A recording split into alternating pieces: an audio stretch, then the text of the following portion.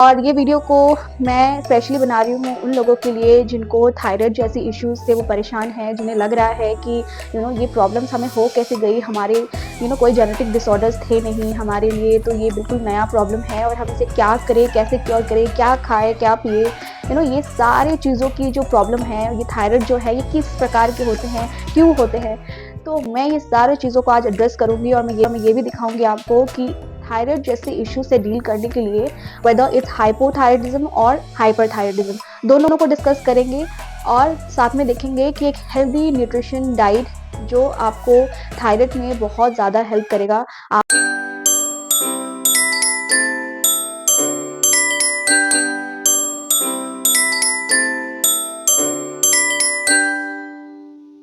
Hi everyone and welcome back to my channel. You guys are watching Leena's live और मेरे इस channel में आप सभी का बहुत बहुत बहुत बहुत स्वागत है।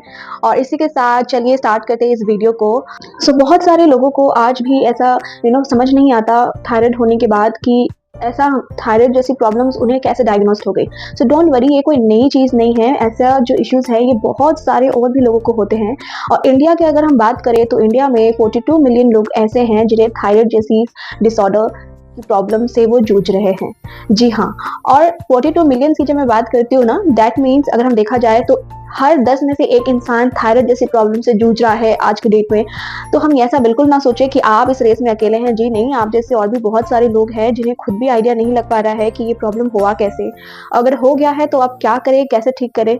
मैं ये आपको बहुत ही ईजी तरीके से समझाऊंगी कि आखिर ये किस तरीके के होते हैं थायराइड्स और इसके लिए हमें क्या क्या करना चाहिए और हम खान पान अपना किस तरीके से रखेंगे कि इसे हम अच्छे से कंट्रोल करके रख सके, अपने हार्मोन्स को बैलेंस कर सके। बेसिकली अगर हम थायराइड की बात करते हैं तो ये एक ऐसा एंडोक्राइन ग्लैंड है जो हार्मोन प्रोड्यूस करता है। अब दिक्कत इसके साथ क्या आती है कि कई बार ये हार्मोनल जो प्रोड्यूस करने की इनकी क्षमता होती है, ये यूजुअली या तो इससे ज़्यादा प्रोड्यूस कर लेते हैं या तो इससे कम प्रोड्यूस करते हैं। जब आपके हार्मोन्स थायराइड ग्लैंड से ज़्यादा प्रोड्यूस हो रहे हैं, मीन्स ओवर प्रोडक्टिव हो रहे हैं, तो इस केस में आपको होती है हाइपरथायराइडिज्म।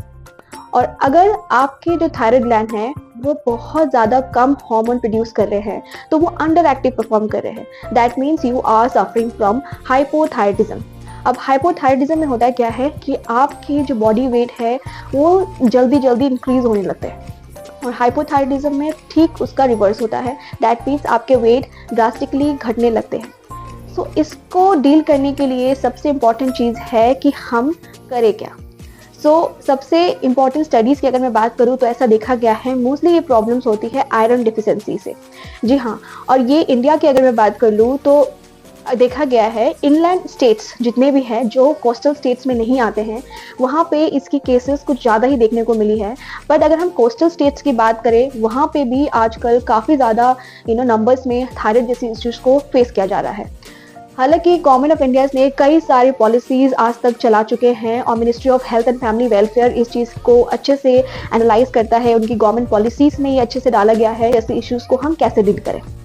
बट कहा जाता है कि कोस्टल स्टेट्स में इसकी संख्या इसीलिए थोड़े से कम है as compare to inland state, because coastal states में यूजुअली लोग सी फूड्स खाना प्रेफर करते हैं जिसमें जो न्यूट्रिएंट्स है वो उसमें काफ़ी अच्छी मात्रा में पाए जाते हैं। बट एक्चुअल में इवन दो ये सारे पॉलिसीज 3 डिकेड्स मीन्स ऑलमोस्ट 30 साल तक चलाने के बावजूद भी कुछ ड्रास्टिक चेंज देखने को मिला नहीं और आज भी नंबर्स में 42 मिलियन जैसे लोग थायराइड से जूझ रहे हैं, which is very big in numbers. तो हम इस प्रॉब्लम से डील कैसे करें, क्या ऐसा काम करें, क्या ऐसा खाए पिए, तो मैं आपको बताती हूँ कि इतना ईजी है इस चीज़ से डील करना जो आप सोच भी नहीं सकते हैं। बस इसमें थोड़ी सी एफर्ट लगेगी उस चीज़ को समझने में कि आपको खान पान में कुछ चीज़ें हैं जो आपको अवॉइड करनी है और कुछ चीज़ें ऐसी हैं जो आपको खानी है। थायराइड में सबसे ज़्यादा जो हेल्प करता है थायराइड के हार्मोन्स को बैलेंस करने के लिए वो है सेलेनियम। ऐसे खाना खाइए जिसमें सेलेनियम और फाइबर काफ़ी ज़्यादा मिलते हैं और साथ साथ जिंक भी मिलते हो। ऐसे चीज़ों को आपको अवॉइड करना है जो कि जिस न्यूट्रोजेंट्स है, ग्लूटेंस है और शुगरी फूड्स। ये चीज़ें जो ऐसी हैं जो आपके हार्मोन इम्बैलेंस को और ज़्यादा चीज़ों को बढ़ाता है और थायराइड जैसी प्रॉब्लम्स को और ज़्यादा बढ़ा देगा। आप ऐसे कुछ फूड्स हैं जिसमें ग्लूटेन्स काफ़ी ज़्यादा मात्रा में पाए जाते हैं, जैसे कि कुछ जितने भी वेजिटेबल्स होते हैं लाइक फूल गोभी, पत्ता गोभी, और अगर हम बात करें तो केल में, और साथ में अगर हम बात करें तो सोया प्रोडक्ट्स और साथ ही साथ अगर आप देखें तो पीनट्स। सबसे पहले हम देखते हैं कि हमें अर्ली मॉर्निंग उठकर क्या पीना चाहिए। सबसे अर्ली मॉर्निंग में जो हमारी बॉडी को सबसे ज़्यादा रिक्वायरमेंट होती है वो एक अर्ली मॉर्निंग ड्रिंक की होती है। जैसे ही आप उठेंगे, फ्रेशन अप हो जाएंगे, उसके बाद जो सबसे चीज़ आपकी बॉडी में जानी चाहिए वो होती है मॉर्निंग ड्रिंक। और मॉर्निंग ड्रिंक में आप चाहें तो अकॉर्डिंग टू योर नीड्स आप बहुत सारे तरीके के अर्ली मॉर्निंग वाटर्स भी आप बना सकते हैं। बट सिंस आज हम ये थायराइड फ्रेंडली डाइट प्लान के साथ मैं आपको दिखाऊंगी, तो मैंने आज लिया है कोरिएंडर वाटर, जो धनिया के पानी है। धनिया का जो पानी होता है ना, ये बहुत ही ज़्यादा अच्छा है फॉर थायराइड पीपल।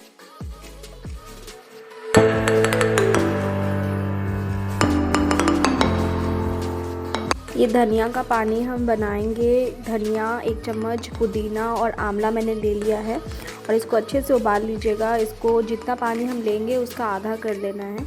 उसके बाद हम इसे अच्छे से छान लेंगे। तो इसके साथ हम लेंगे कुछ सीड्स, हम ले रहे 4 बादाम और मिक्स सीड्स हम लेंगे, और इसके साथ हम सफ़ेद तिल भी लेंगे आधा चम्मच।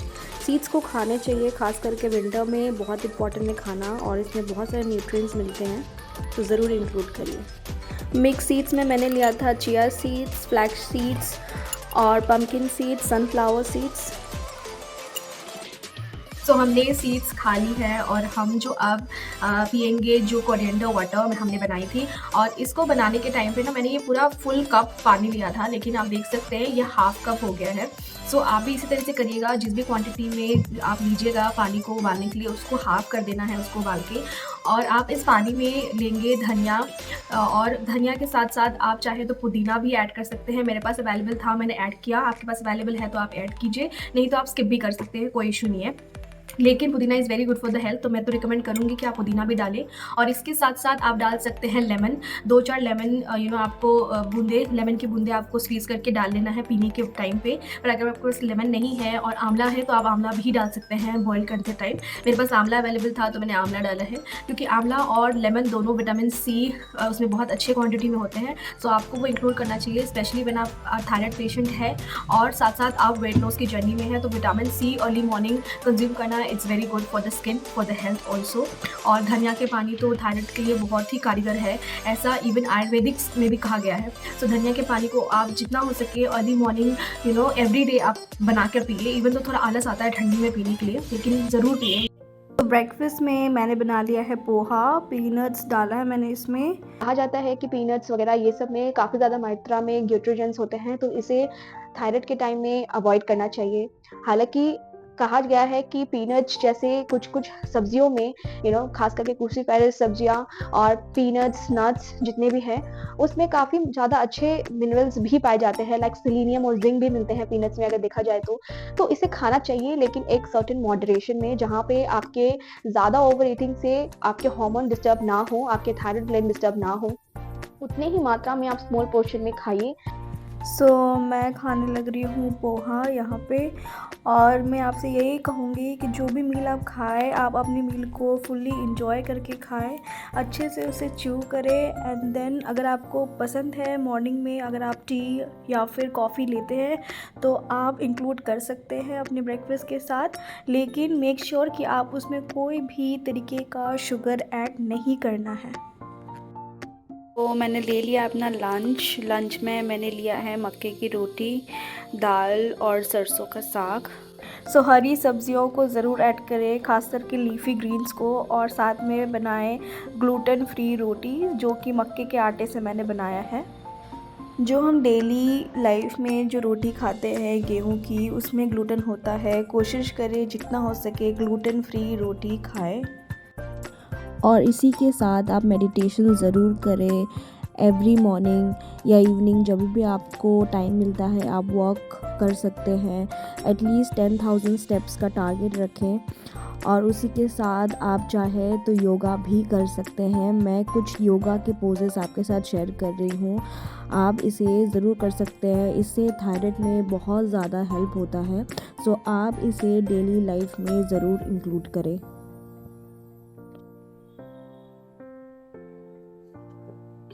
तो शाम का वक्त हो चुका था, बहुत ठंड भी लग रही थी, तो मैंने सोचा क्यों ना चाय बनाया जाए। बट इस चाय में मैंने बिल्कुल भी शुगर का यूज़ नहीं किया है, इसको मैंने बनाया है गुड़ से। तो आप भी चाय अगर आपको पीने का मन करे इवनिंग टाइम में, बिकॉज़ ठंड का टाइम है तो ऑब्वियस से मन करता है कुछ गर्मा गर्म चाय या कॉफ़ी कुछ पीने का, तो आप पी सकते हैं। लेकिन उसमें आप शुगर बिल्कुल भी यूज़ नहीं करेंगे।